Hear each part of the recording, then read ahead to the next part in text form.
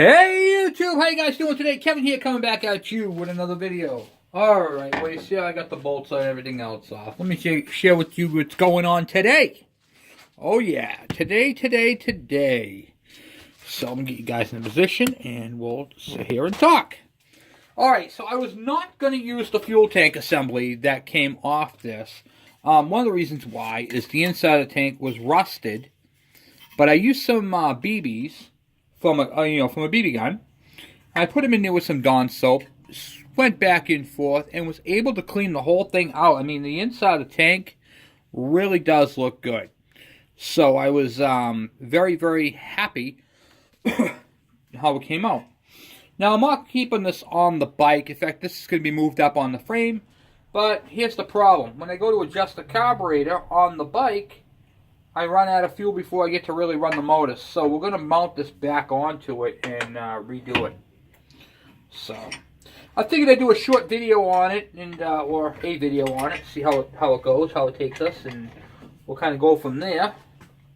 I'm just kind of chilling like a villain today, and I'm like, oh, you know what? I want to get this Tecumseh worked on a little bit, because I still got to put the clutch on it, which I have to get out of storage and all that happy stuff. So we're going to go ahead and do that. So it looks like it's going to be kind of a nightmare again to mount up. What's going on here? Oh, I see what's going on. Okay. My bad. There we go. Put that on like that. Put that through like so.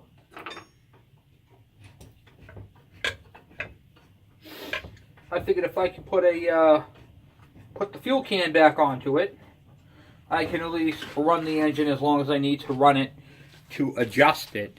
And it's going to fit right back on there. So it ain't like this, you know, it's only 4 screws if I want to take it apart. So I don't have to keep it on there. It doesn't have to be a permanent thing. But I was able to get all the rust out of it. When I dumped the fuel that was in here out, it actually came out brown. So you can see by the rust. And it was a condensation issue is what the problem was with this from sitting. And it wasn't like really thick rust or anything like that. It was light, you know, to be expected. So I was able to clean that out. Very happy with the way it turned out. So let's see, let's get this out of here, over here. Man, I'm not gonna lie to you, I love the look on that carburetor on here. I really, really do. Really, really looks nice with that carburetor. So, put this back on for now. Never know, it could potentially stay on there. You never know. Sometimes I'm easily change my mind. Working on the fuel system. Alright, we got that there. We got the fuel line. And that's going to have to go up to there somehow. So, not exactly sure how I want to do that. Just cut it back that way, I guess. Have to get some cutters for that. Be right back. Okay, so the BBs I was telling you about, these are what I put in there, just BBs from a BB gun. And I put them in there and I shook them back and forth to clean it all out. And it worked out pretty well. So I'm very happy with it. I'm not going to be running or adjusting this today. It's really, really cold out. Extremely cold out, actually. So I feel we work on the fuel system. Get it set up so I can. And see if any of this is going to work. And it doesn't look like it's going to. So let's see here. We can cut that back a little. Might have to replace that fuel line. Okay. Because it looks like it's going to be really, really... We can't have any kinks in it, you know what I mean? It can't be crimped in any way, shape, or form. A crimp in the fuel line would not be good. There we go. Actually, that looks really, really good right like that. And it's out of the way of everything. Alright. Yeah, nice. Alright, so I got the fuel filter installed right there. The fuel line's running up underneath. And I got plenty of clearance for the throttle. And it's all bolted on, which is pretty nice. Now, when I put the fuel in the tank, it'll be all set to go. And then I can adjust that little, what do you call it here? The needle valve underneath. So, I like it when stuff comes together like that. I was going to put a on-off switch on there, but these seem to be hold pretty well. So, I'm very, very happy with that. I straightened up the clamps, made sure they were parallel to each other, because one was up here, one was down there. You know how it is. So, yeah, I figured I'd do a video on that and just show you guys how the fuel system, and that I decided to bring that back up. So, a couple of things. I decided to play around and do a little invention. I like to play Junkyard Wars. You guys remember that TV show? It was the British TV show. Over there, it was called Junkyard Wars. And basically, these people went to a junkyard and they had to build all kinds of crap out of stuff from around their around the junkyard. Well, I love that show. Unfortunately, it's not either aired anymore or it's taken off the air or whatever. It was a great show. Unfortunately, we can't watch it here in the United States. So, in lieu of that, missing it, as a little tribute to that, I made this. Okay, what the heck is that thing? This is my Junkyard Wars for today. So I do videos outside at night, and it gets really, really dark out here. And sometimes it's very hard to show you guys what I'm trying to do because there's no light. Or I can't put a light in the proper, angle, So I built this. This is a little light fixture mount that goes onto the ceiling. Underneath, it's got a couple of flat, heavy washers with a nut and a washer, to kind of hold them in place so they can't move anywhere. I can maneuver it down and up. It's got 2 lock washers on each end so it can pivot. And then it's basically, this is the pigtail that came with the light. And I soldered on this little adapter. Now this little adapter came from a Milwaukee Sawzall that was junk that I scrapped. This right here. The motor was underwater for a long time. The thing was all junk. But I do have a lot of Milwaukee 12 volt stuff, which I like. So now I can take this connector and just simply plug it in. Voila! I got myself a 12 volt light. Let's see how bright it is. See if we can unplug this from the wall. Yep, there we go. And now I can flash it on whatever I want to show you guys. And it's pretty bright. So the darker it is, obviously, the brighter it gets. And now it's completely rechargeable. So the end looks just like that right there. See that right there? And then I can just pop it off. Boom. Just like that. So that was one of my junkyard war type things. And I like to do some pretty cool projects and stuff around the house. You know how I am. So, doing some pretty cool stuff. And I decided I'm going to make a lamp. So I'm going to go get the stuff real quick and I'm going to show you what my idea for a lamp is. Okay. So now, you can see I have a old bottom from a stool. Nothing fancy. This isn't going to be anything fancy. You see where it's bolted to it. Okay, we're going to make this as the base. Okay, we're going to put a couple of toggle switches on it. This is going to be mounted up to about there. Okay, it's got 2 lights on it. We're going to take off that style light. And we're going to mount this light on there. And I got a nice license plate. We're going to remove the fender. We're going to put a hole in the back there. So it's going to have a pole sticking up from it. So I'll have a pole in the back of it sticking up out of it. And then that pole right there is going to have a lamp on it. So we got the pole. We'll put the pole in the back there coming up through. It's all going to be nice and centered. It's going to have a license plate and a couple of switches. And the switches are going to allow you to use the directionals, make it brighter, and have all that. And we're going to put a USB charger on it. So it's got this nice flat base. We're going to clean it up a bit. And we're going to make a lamp slash cell phone charging station for a man cave or something like that. I'm not exactly sure which way I want to go with it, but I think it's going to be pretty cool. So we'll have a couple of USB, a couple of toggle switches. You'll be able to flip the switch and then the directional will blink. Flip it the other way and then it will blink. And then you'll have your red light and you can flip the switch and make it brighter or darker.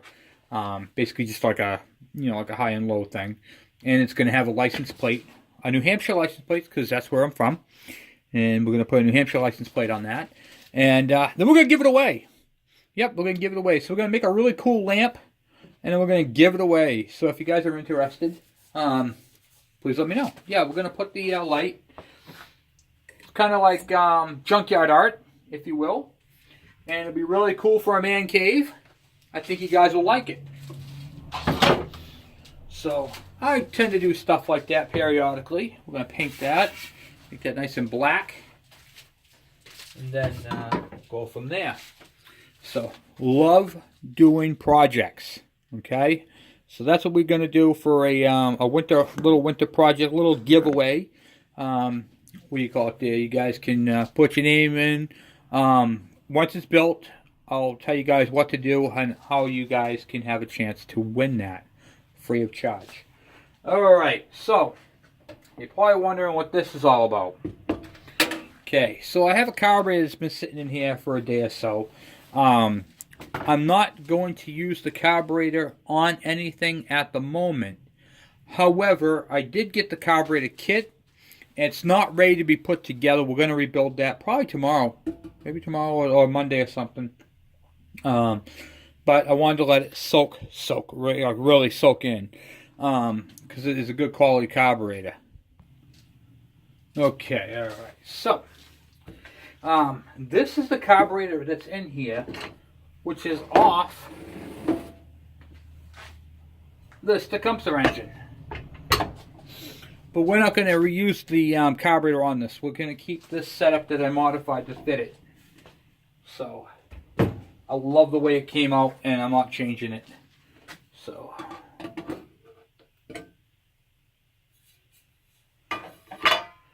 okay, so right now, this has been sitting in here for a while.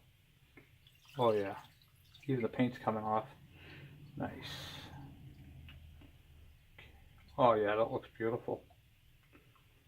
Definitely looks beautiful. Nice. Like that.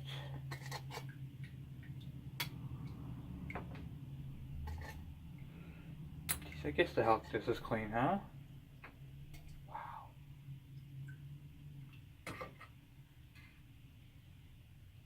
Get back down there. This is the carburetor from that. Okay, alright, so I just, what do you call it there, washed it off with carburetor cleaner. You can see how nice and clean this carburetor came out. Real nice. We're going to rebuild this carburetor. I'm not going to put it back in and let it soak anymore. It's clean. It's definitely clean. So, I honestly thought it was going to have to sit longer than that. By the way, keep in mind, this is not just carburetor cleaner, it's carburetor and parts cleaner. It doesn't have a heavy odor. It does stink, but it doesn't have a real heavy odor to it. And the nice thing about this is it comes with, it says right on it, right on the front there. See if I can explode it for you. It comes with the parts basket. And if you have an ultrasonic cleaner, that is a handy tool to keep. So, it's also good if you're... after you're done with it, you can use that basket when you're sandblasting little parts. Comes in handy. So keep that in mind when you get this stuff, guys. So I want to talk to you guys about the original problem with this carburetor. All right. So when this carburetor right here was on the motor, it would leak out. It would leak fuel out of here, and part of that was the fact that it sat for a very, very, very long time on a shelf.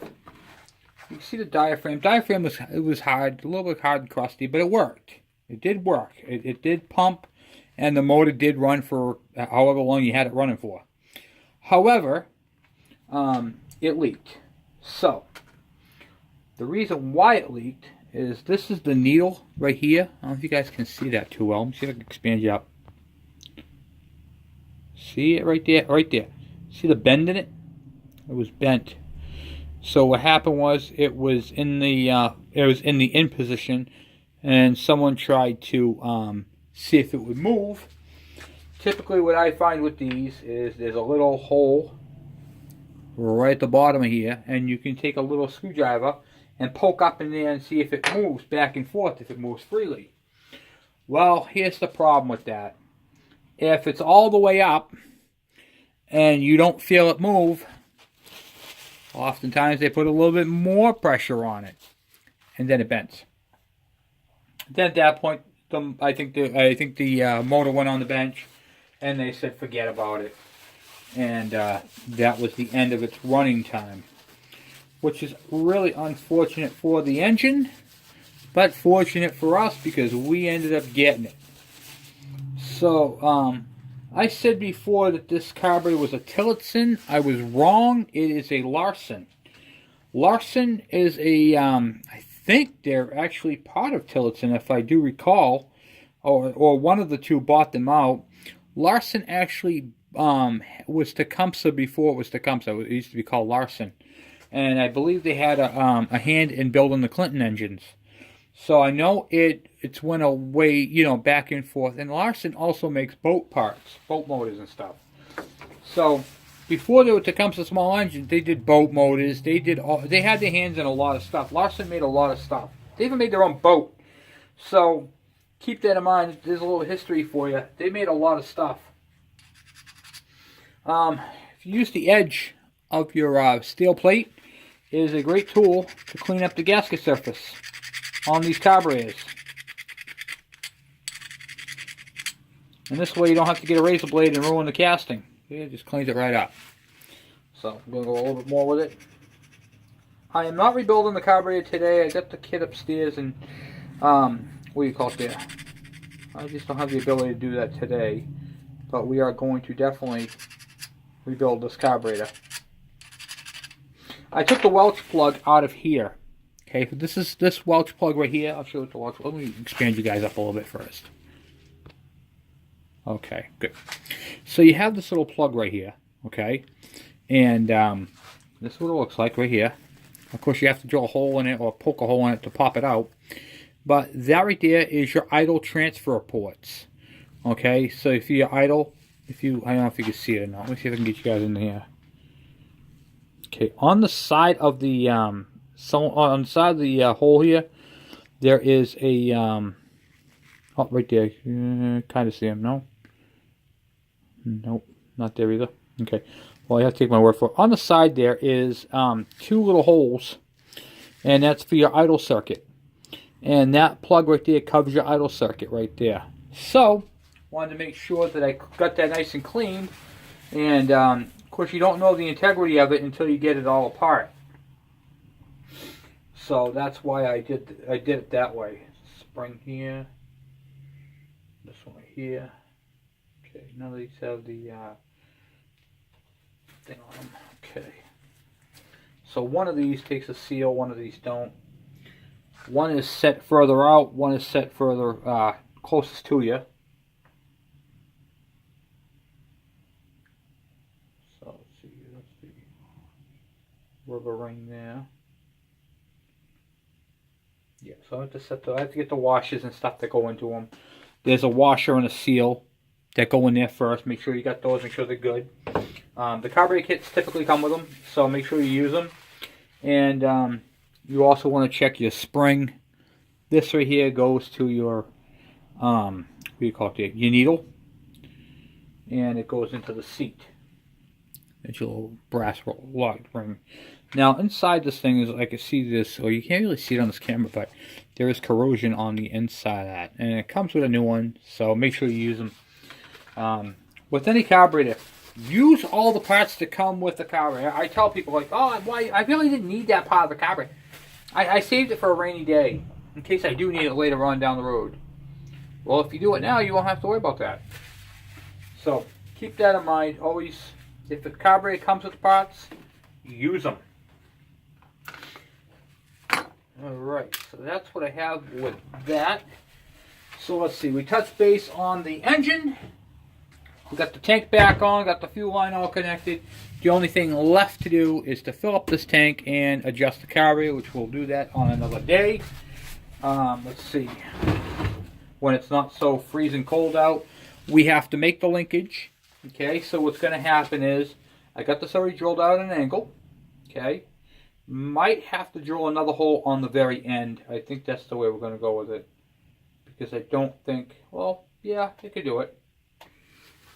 Basically what I try to do, is that going to fit? Yeah, where the full throttle would be, right here would be max throttle.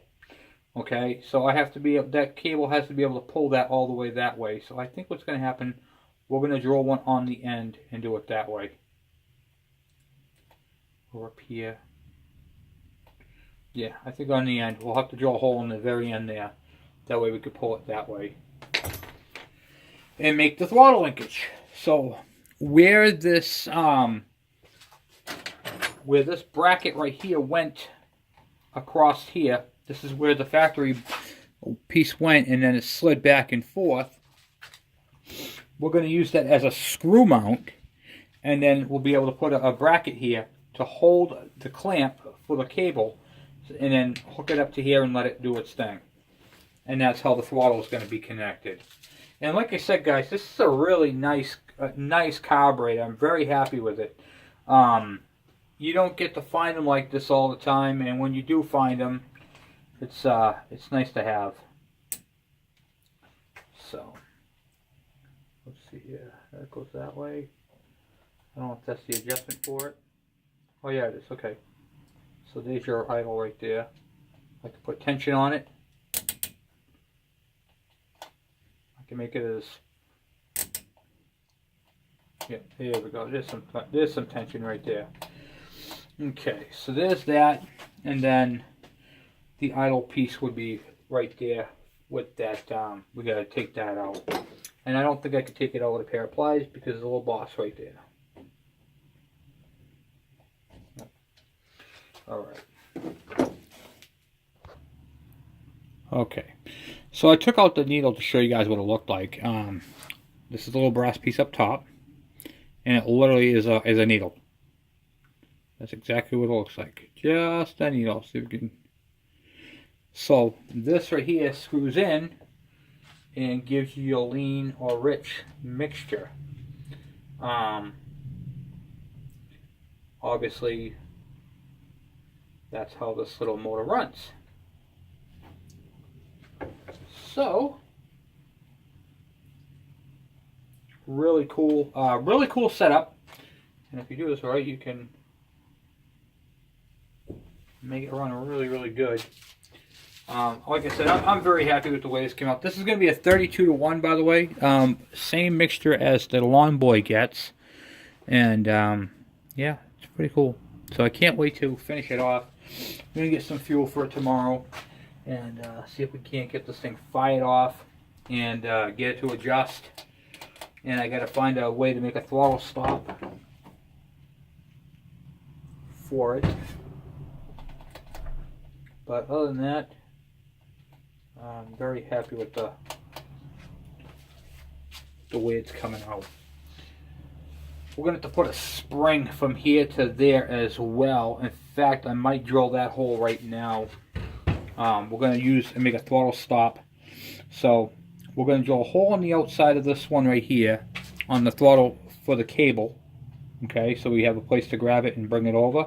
And then this one here is going to be for a return spring, which we're going to attach to the inside over here. So I'll drill a little hole on that to connect there, and then we'll put another hole up top there. And that's how that'll work.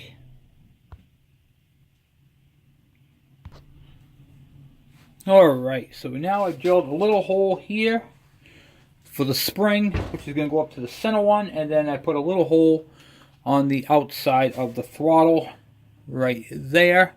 So when we build our bracket, now we can pull from the outside of the throttle and give it a little bit more. And I am quite happy with that. Alright, guys, that's the continuation on the modification. Well, that was a big one, huh? The continuation of the modification for the Tecumseh. All big words. See, I'm starting to sound intelligent here. Modifications for this machine. So, guys, the only thing left really to fabricate the throttle linkage. Grab a spring, hook it up, adjust it up, and put a clutch on it. And that is all we have left to do on this little motor. So adjustment, throttle linkage, the return spring, and the clutch. And maybe even a little bit of a guide plate for the carburetor, just so nothing whacks it. But I can't really see that being an issue. So it's going to be an outboard clutch. The clutch is going to be here. Yeah, chain's going to pass it, but we should do something anyway. We'll figure it out. We always do. And I also want to keep this thing nice and light. So this thing doesn't weigh nothing, and I want to keep it that way. So fuel system's done. We got a tank on it so we can adjust it. I'm not sure if it's staying. I'm not sure if it's going. But for right now, we're going to keep it so we can run the engine, adjust it, and wouldn't that be nice if we can get this thing all nailed down this week so we can move on from the Tecumseh engine onto something else. And then we just got to get a carcass to put that bike onto, onto a bike. But I think I have a really cool donor bike. I have an electric razor scooter that needs batteries. Not scooter, bike. It's a little electric dirt bike. My daughter rides around the yard, and I think we could paint this thing up or leave it the way it is. It depends. We'll see how it is. But we're going to put this on that bike, I believe. The clutch and the chain would line up. I think it would be a great bike to put this onto. And it's a stupidly light bike. The only reason why it's heavy is because of the batteries. It's got 4 batteries, a 48-volt system, and requires a lot of batteries. But I think it'd be a lot better if we used a motor on it. I like gas-powered motors, and this one right here is pretty cool. And if we can get that zeroed in so that it runs proper, this would be a great motor for that. And it's got a plastic fuel tank, which means we can cut out the fake plastic cap, put this particular tank up underneath there so this gas cap pops up through.